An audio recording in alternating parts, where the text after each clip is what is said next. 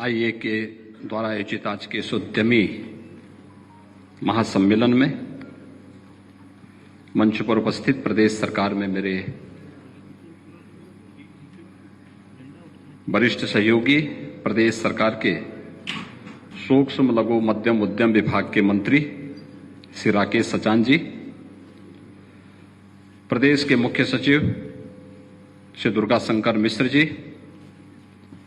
अपर मुख्य सचिव एमएसएमई श्री अमित मोहन प्रसाद जी, आईए के अध्यक्ष राष्ट्रीय अध्यक्ष श्री नीरज सिंघल जी, वरिष्ठ उपाध्यक्ष श्री दिनेश गोयल जी, महासचिव श्री आलोक अग्रवाल जी, कोषाध्यक्ष अवधेश अग्रवाल जी, कन्वीनर उद्यमी महासम्मेलन श्री राजीव बंसल जी, प्रदेश भर से आए हुए हमारे सभी उद्यमी साथीगण और उपस्थित भाइयों और बहनों, इंडियन इंडस्ट्रीज एसोसिएशन के इस उद्यमी महासम्मेलन के अवसर पर लखनऊ में आयोजित इस सम्मेलन के लिए मैं आयोजकों को धन्यवाद देते हुए आप सबका प्रदेश की राजधानी लखनऊ में आपका स्वागत करता हूं, आप सबका हृदय से अभिनंदन करता हूं। मुझे इससे पहले भी आईआईए के कई अन्य कार्यक्रमों में जाने का अवसर प्राप्त हुआ है। उसमें आगरा में भी पिछले दिनों इसी प्रकार का एक उद्यमी महासम्मेलन हुआ था। लखनऊ में भी इससे पहले और गोरखपुर आदि स्थानों पर भी इस प्रकार के कार्यक्रमों में मुझे जाने का अवसर प्राप्त हुआ है। हम सब देख रहे हैं कि उत्तर प्रदेश में पहले माहौल नहीं था तो लोग भी सामने नहीं आते थे, सरकार के स्तर पर भी प्रोत्साहन नहीं था और न ही कोई संरक्षण था, तो लोग एक प्रकार से हतोत्साहित से थे। लेकिन पिछले 9-9.5 वर्ष के अंदर देश के अंदर प्रधानमंत्री मोदी जी के नेतृत्व में न केवल भारत के अंदर इंफ्रास्ट्रक्चर के लिए गरीब कल्याणकारी योजनाओं के साथ साथ देश की अर्थव्यवस्था को हम मजबूत कर सकें, इस दृष्टि से ध्यान देने का जो अभियान प्रारंभ हुआ, इसके लिए जो अनेक कार्यक्रम हुए,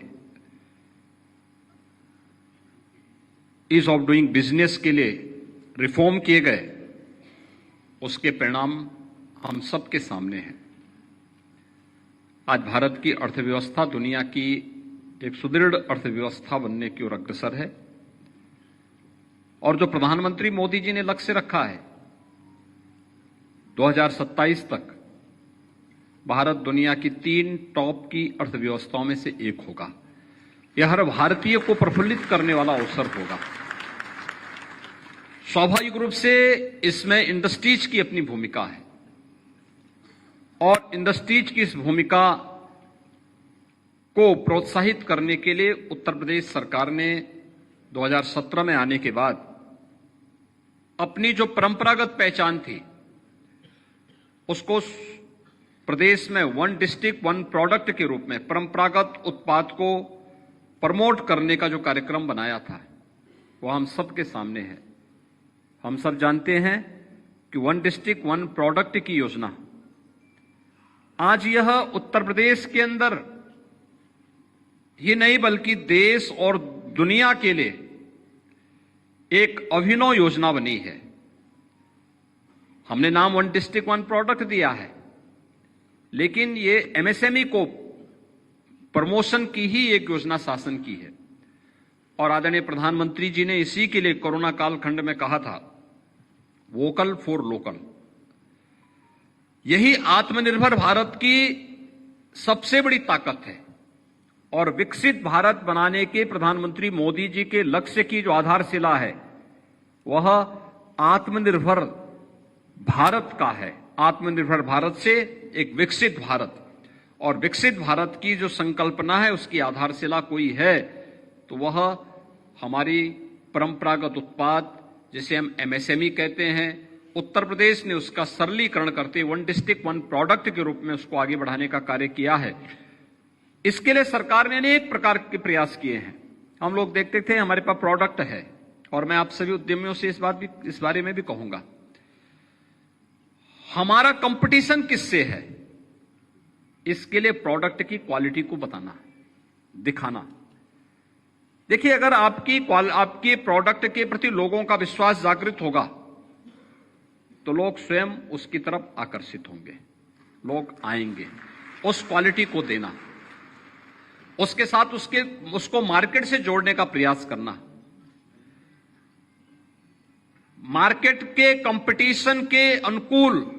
हम अपना प्रोडक्ट भी दे सकें, लेकिन साथ साथ जो दिखता है वही बिकता भी है। यानी उसकी पैकेजिंग भी इस तरीके से आप करिए कि वह लोग उसको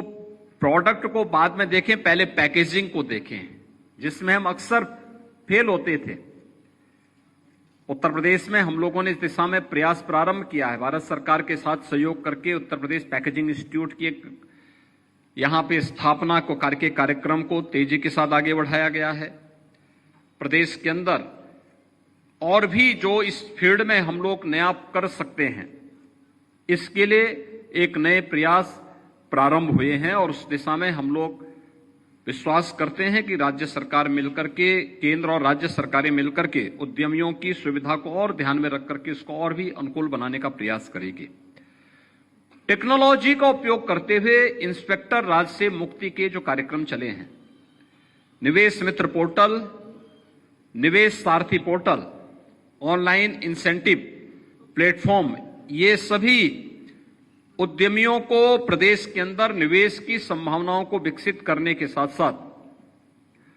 उनकी सुविधा के सरलीकरण के कार्यक्रम को भी तेजी से आगे बढ़ाने का एक अभियान है।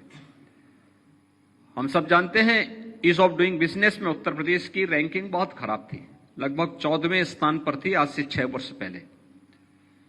लेकिन सरकार ने उस समय कदम उठाए, व्यापक रिफॉर्म किए, ऑनलाइन सुविधाओं को विकसित किया। आज निवेश मित्र पोर्टल देश का, उत्तर प्रदेश का निवेश मित्र पोर्टल देश का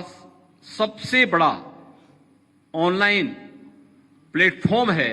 जो डिजिटल प्लेटफॉर्म के माध्यम से लगभग 400 से अधिक क्लियरेंस एक प्लेटफॉर्म पर उपलब्ध कराने की सुविधा उपलब्ध करवा रहा है। निवेश सारथी पोर्टल के माध्यम से आज के दिन पर हम लोग एमओयू की पूरी कार्रवाई के क्रियान्वयन के लिए कैसे हमें आगे कार्य करना है, हम उस पोर्टल का उपयोग करके उससे लाभ ले सकते हैं। और निवेश होने के बाद आज प्रदेश के अंदर हम लोगों ने ऑनलाइन इंसेंटिव प्लेटफॉर्म को भी उपलब्ध करवाने की कार्रवाई को आगे बढ़ाया है, जिसके माध्यम से जिस निवेशक ने अपना निवेश कर लिया है उसको शासन से मिलने वाली इंसेंटिव का लाभ भी उसे समयबद्ध तरीके से प्राप्त हो सके, उसके लिए भी उन्हें कार्यालयों का चक्कर न लगाना पड़े। इसके लिए सरकार के स्तर पर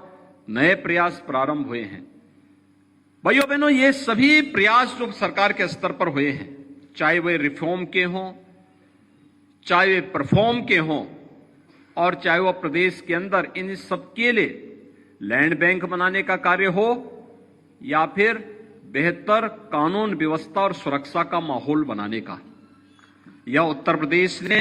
पिछले 6-6.5 वर्ष के अंदर जो कुछ भी किया है, आज उसी का परिणाम है कि प्रदेश में ग्लोबल इन्वेस्टर समिट का आयोजन जब उत्तर प्रदेश कर रहा है, हमने फरवरी 2023 में अपना ग्लोबल इन्वेस्टर समिट जब आयोजित किया था, अब तक हमें उस क्रम में जो निवेश के प्रस्ताव प्राप्त हुए हैं उनकी संख्या 40 लाख करोड़ रुपए के प्रस्ताव की। आप याद करिए, 40 लाख करोड़ रुपए के निवेश के प्रस्ताव आज उत्तर प्रदेश को प्राप्त हुए हैं।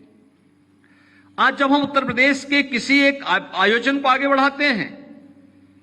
आपने देखा होगा अभी सितंबर माह में ग्रेटर नोएडा में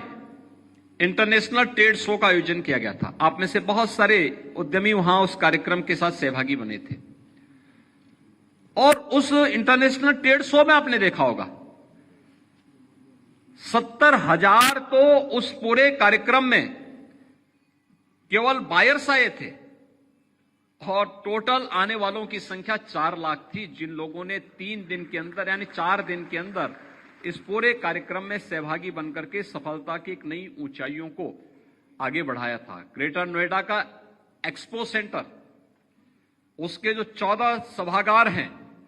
पहली बार उसमें इतनी एग्जीबिशन लगी हुई थी, इतनी एग्जीबिटर आए थे, जिसमें लगभग 450-500 की संख्या में विदेशी भी थे, फॉरेन बायर्स भी थे और फॉरेन एग्जीबिटर, वहां फॉरेन बायर्स भी उस कार्यक्रम के साथ सहभागी बने थे। उत्तर प्रदेश के पोटेंशियल को देख करके सब आश्चर्यचकित थे। क्या ये कुछ उत्तर प्रदेश में हो रहा है? क्या ये सब चीजें उत्तर प्रदेश में हैं? उनको आश्चर्य होता था इन सभी चीजों को ध्यान रखकर देख करके। लेकिन ये नया उत्तर प्रदेश है, नए भारत का नया उत्तर प्रदेश, इंफ्रास्ट्रक्चर से लेकर के प्रदेश में बेहतर कानून व्यवस्था को लेकर के, ईज ऑफ डूइंग बिजनेस से लेकर के, चाहे वह प्रदेश के अंदर दी जाने वाली किसी भी अन्य प्रकार की सुविधा और सुरक्षा के बेहतर माहौल को आगे बढ़ाने के लिए प्रदेश सरकार ने दिशा में बेहतर प्रयास किए हैं। और मैं आज के इस अवसर पर आप सबसे ये अपील करूंगा, हमें भी उसके लिए अपने आप को तैयार करना पड़ेगा। याद रखना, आज का समय कंपटीशन का, एक स्वस्थ प्रतिस्पर्धा को आगे बढ़ाने का है। इस स्वस्थ प्रतिस्पर्धा में अगर आप अपने आप को तैयार करेंगे, कोई कारण नहीं कि आप मार्केट में टिके रह पाएंगे, कोई कारण नहीं इसमें, क्योंकि पूरी दुनिया विश्वसनीयता की दिशा भारत की तरफ देख रही है और भारत में उत्तर प्रदेश की तरफ देख रही है। तो स्वाभाविक रूप से यह समय आपका है। उत्तर प्रदेश सरकार ने इस समय अनेक प्रयास प्रारंभ किए हैं, व्यापक रिफॉर्म किए हैं। आपने देखा होगा 46 वर्ष लगे हैं नोएडा, ग्रेटर नोएडा को विकसित करने में। तब हमारे पास 33,000 एकड़ लैंड वहां उपलब्ध हो पाई और आज वो स्वरूप वहां का दिखता है। आज आप एनसीआर में चले जाइए, कहीं भी, दिल्ली हो या एनसीआर का कोई भी अन्य पार्ट, आपको उसमें नोएडा, ग्रेटर नोएडा और यमुना अथॉरिटी उन सबसे अलग और एक नयापन दिखता होगा उसमें। अन्य की तुलना में आप देखेंगे तो अन्य जगहों से लोग छोड़ छोड़ करके आज वहां आ रहे हैं। वर्तमान में हम लोगों ने झांसी बुंदेलखंड क्षेत्र में भी एक नए औद्योगिक संस्थान के निर्माण की कार्रवाई को आगे बढ़ाया है और नोएडा, ग्रेटर नोएडा को बसने में लगे 46 साल और कुल 33,000 एकड़ लैंड वहां के लिए उपलब्ध हो पाई थी। झांसी बुंदेलखंड के लिए हमारे पास पहले ही चरण में 38,000 एकड़ लैंड उपलब्ध है, जिस पर हम लोगों ने अपनी कार्रवाई को आगे बढ़ा दिया है। 46 वर्ष लगे हैं वहां पे एयरपोर्ट बनाने के लिए। जब हमारी सरकार आई तो हम वहां पे इंटरनेशनल एयरपोर्ट जेवर में बना रहे हैं, जो अगले वर्ष फरवरी तक हमारा प्रयास है कि वहां पे पहली रनवे को हम प्रारंभ कर दें। झांसी बुंदेलखंड औद्योगिक क्षेत्र जो बनेगा, इसमें पहले चरण में ही 4 लेन की कनेक्टिविटी के साथ हम एयरपोर्ट भी देने जा रहे हैं। वहां पे हमारा डिफेंस मैन्युफैक्चरिंग कॉरिडोर भी स्थापित हो रहा है। वहां पे तमाम अन्य प्रकार की, यानी भारत डायनेमिक्स ने पहले से वहां पे अपना निवेश प्रारंभ कर दिया है और भी अन्य निवेश की संभावनाएं तेजी के साथ वहां आगे बढ़ी हैं। और मैं आपका आह्वान करूंगा कि प्रदेश के अंदर तो हर जिले में इस प्रकार की संभावनाएं हैं कि जहां पे आज के दिन पे लैंड बैंक की समस्या भी नहीं है और वहां पे सुरक्षा की भी कोई समस्या नहीं है। यूपी के अंदर आज के दिन पर आप किसी भी सेक्टर में निवेश की इन संभावनाओं को तलाश करके न केवल अपनी पूंजी को बल्कि स्वयं की सुरक्षा को भी आगे बढ़ाने में आपको काफी मदद उत्तर प्रदेश के अंदर मिल सकती है। आज के इस अवसर पर मैं आप सबसे इसी बात को कहना चाहूंगा, सरकार टेक्नोलॉजी का भी उपयोग करना चाहती है, आपकी हर समस्या का समाधान भी करना चाहती है। और सरकार का हर प्रकार का, जैसे पिछले 6.5 वर्ष के अंदर आपका रहा होगा कि 6.5 वर्ष के अंदर आपने देखा होगा किसी भी स्तर पर बिना किसी बैरियर के हम इस पूरी व्यवस्था को लेकर के चले हैं। आगे भी सरकार के स्तर पर इस प्रकार के सहयोग की मैं आपके प्रति आपको मैं आश्वस्त कर सकता हूं कि सरकार का यही सकारात्मक सहयोग इंडस्ट्री को, उद्यमियों को और यहां के सभी बिजनेसमैन को प्राप्त होगा। लेकिन साथ साथ मैं आपसे भी इस बारे में अपील करूंगा, हम भी अपने स्तर पर प्रयास करें कि सरकार के साथ मिलकर के एक सकारात्मक माहौल बनाने में जो आपने योगदान दिया है, आज हमें IIA, CIA या इस प्रकार के जितने भी जो संगठन है, औद्योगिक संगठन है, इनके द्वारा जो भी हम लोगों के साथ मिलकर के अलग अलग तरीके से सरकार के कार्यक्रमों को आगे बढ़ाने में मदद दी जाती है। और हम भी चाहते हैं कि सरकार के साथ मिलकर के इन कार्यक्रमों आगे बढ़ाना, कहीं कोई समस्या है तो उसके समाधान का एक मैकेनिज्म तैयार होना, कहीं पे आपको लगता है कि ये बैरियर बन रहा है, उस बैरियर को हटाने का काम सरकार का है। लेकिन सरकार प्रदेश की इकोनॉमी को तेज करने के लिए और इंडस्ट्री को वहां पे लोकल स्तर पर रोजगार की संभावनाओं के साथ जोड़ने के लिए भी अगर हम अपने स्तर पर लोकल इंस्टीट्यूशन को अपने साथ जोड़ सकें, इंडस्ट्री के साथ जोड़ सकें, तो आपको सस्ता मैन पावर स्थानीय स्तर पर उपलब्ध होता हुआ दिखाई देगा। और इस पर मुझे लगता है कि बहुत अच्छे ढंग से काम किए जाने की आवश्यकता है। हम लोगों ने इस वर्ष सितंबर महीने में जो international trade show greater Noida में आयोजित किया था, मैं आप सबको इस बात के लिए फिर आश्वस्त करता हूं, 2024 में भी हम लोग सितंबर माह में ही इस प्रकार के इंटरनेशनल ट्रेड शो के लिए अभी से तैयारी कर रहे हैं। मुझे अभी तत्काल गोरखपुर जाना, आज गोरखपुर में भी एक ट्रेड शो है, वहां पर भी लगभग मेरा अनुमान है कि काफी बड़ी संख्या में, जो मुझे अभी तक बताया गया है कि काफी बड़ी संख्या में एग्जीबिटर पहुंचे हुए हैं। उनके द्वारा वहां पर एक आज गोरखपुर में गीडा की गोरखपुर औद्योगिक विकास प्राधिकरण जो है उसका आज स्थापना दिवस है। उसके स्थापना दिवस के अवसर पर आज वहां पे भी एक बहुत बड़ा एग्जीबिशन वहां लगी हुई है। उस एग्जीबिशन में काफी एग्जीबिटर वहां पहुंचे हुए हैं और वहां पे भी काफी बड़ी संख्या में उद्यमी आज एकत्र हुए हैं। उस कार्यक्रम के लिए जाने के कारण मैं आपके यहां, मैंने इसीलिए अपने MSME मिनिस्टर को पहले यहां भेज दिया था कि इस कार्यक्रम, हमारी विधानसभा भी चल रही है और ये भी हमारा सप्लीमेंट्री डिमांड से इसी शीतकालीन सत्र में आने के नाते विधानसभा की भी अपनी व्यस्तता है। तो इस अवसर पर मैं आप सबको इस बारे में कहूंगा कि सितंबर 2024 में फिर इंटरनेशनल ट्रेड शो के लिए अभी से आप लोग अपनी तैयारी करिए। जैसे इस बार आपने देखा होगा कि इंटरनेशनल बायर्स भी बड़ी संख्या में आए थे, ऐसे ही हमारा प्रयास होगा कि अगले वर्ष भी काफी बड़ी पैमाने पे देश और दुनिया के बायर्स इस अवसर पर उपस्थित हों, इन कार्यक्रमों के साथ एक सफलतम आयोजनों के साथ जुड़ें और फिर केवल नोएडा ही नहीं, प्रदेश की राजधानी लखनऊ है, आगरा है, वाराणसी है, प्रयागराज है या फिर बुंदेलखंड के क्षेत्र हैं, अन्य क्षेत्रों में भी इस प्रकार के ट्रेड शो हों जिससे लोगों को आगे बढ़ने का अवसर प्राप्त हो। प्रदेश में हम लोगों ने बहुत सारे कार्यक्रमों को आगे बढ़ाया है। खासतौर पर हम लोगों का पहले से इस पर फोकस भी है और प्रधानमंत्री जी ने दीपावली के पहले भी इस बारे में आह्वान किया था कि लोकल प्रोडक्ट को खरीदने के लिए लोगों को प्रोत्साहित करना। और हम लोगों ने पहले से भी यहां से शासनादेश जारी किया है। आज यहां पे मुख्य सचिव भी हैं, मैं मुख्य सचिव महोदय से भी इस बारे में कहूंगा। हमारा प्रयास होना चाहिए कि शासकीय क्रय की जितनी भी योजनाएं हैं उसमें हमारा प्रयास होना चाहिए कि स्थानीय प्रोडक्ट को हम प्राथमिकता दें और कम से कम 25% की लिमिट को तो हम प्रभावी ढंग से उसको लागू करने की कार्रवाई को तेजी के साथ आगे बढ़ाएं। वैसे भी हमारा प्रयास होना चाहिए, अगर लोकल इंडस्ट्रीज को हम प्रोत्साहित नहीं करेंगे, बस शर्त यह है कि क्वालिटी वे दें, क्वालिटी में कॉम्प्रोमाइज नहीं होना चाहिए, लेकिन हमें उसको प्रमोट करना चाहिए। और स्थानीय स्तर पर अगर हम उन्हें अन्य सुविधाएं दे रहे हैं तो हमारा प्रयास होना चाहिए कि लोकल स्तर पर रोजगार के लिए भी हम उन्हें प्रोत्साहित करने के लिए कहें कि लोकल इंस्टीट्यूशन को वे जोड़ सकें, अच्छा मैन पावर मिलेगा। और अब तो सरकार ने बहुत सारी स्कीम, यानी PM इंसेंटिव की पीएम इंटर्नशिप की स्कीम भी आई है और सीएम इंटर्नशिप की स्कीम भी आई है, जिसमें अगर इंडस्ट्री इंस्टीट्यूशन से जुड़े हुए उन छात्रों को अपने साथ जोड़ती है, आपको हैंड्स मिलेंगे काम करने के लिए,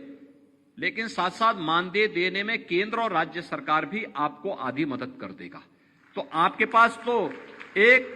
आपके पास एक एक वर्ष के लिए कुछ लोग मिलेंगे कार्य करने के लिए। आपने उसके बाद उसको मानदेय देने के बाद 1 वर्ष के बाद आप उसको सर्टिफिकेट देकर के जाएंगे, उसके पास एक एक्सपीरियंस होगा आपके यहां कार्य करने का। लेकिन साथ साथ आपके मानदेय के आधे लोड को सरकार स्वयं ले रही है। हमें इन सभी योजनाओं का लाभ भी लेना है। एनसीआर से जुड़े हुए जो मामले हैं कि एनसीआर में जो एनजीटी के कारण या commission for air quality management CAQM के द्वारा जो वहां पे तमाम जेनसेट को बंद करने के आदेश दिए गए हैं, मेरी आपसे अपील है, सरकार ने वर्तमान में बहुत सारी चीजों को आगे बढ़ाया है, खासतौर पर ई बिलिंग को भी, और इसमें हमने सोलर पॉलिसी के अंदर, रूफटॉप सोलर पॉलिसी के अंतर्गत हम लोगों ने वहां पर जो व्यवस्थाएं दी हैं, उस व्यवस्था का भी लाभ अगर आप ले सकेंगे तो मुझे लगता है कि आपको वहां पर जितनी आपकी बिजली की खपत इंडस्ट्री के लिए होगी, उसमें भी आपको मदद मिलेगी और साथ साथ पॉल्यूशन की समस्या का समाधान निकालने की दिशा में मैं एमएसएमई विभाग से कहूंगा कि एक बार पावर कारपोरेशन के साथ मिलकर के वहां पर जो हमारी पॉलिसी चल रही है, उस पॉलिसी को कुछ हम लागू कर चुके हैं। होम बायर्स के लिए हम लोगों ने लागू कर दिया है, इंस्टीट्यूशन के लिए लागू कर दिया है, इंडस्ट्री के लिए भी हम लोगों ने उस दिशा में प्रयास प्रारंभ किया है कि कॉमर्शियल और इंडस्ट्री के लिए भी इस दिशा में आगे प्रयास करें। तो इस पर भी वे कुछ नए प्रयास को आगे बढ़ाने का कार्य कर रहे हैं, तो इस पर भी हमारा प्रयास होना चाहिए कि इसको हम तेजी के साथ आगे बढ़ा लें। ये कुछ चीजें थी जिन पर आप लोगों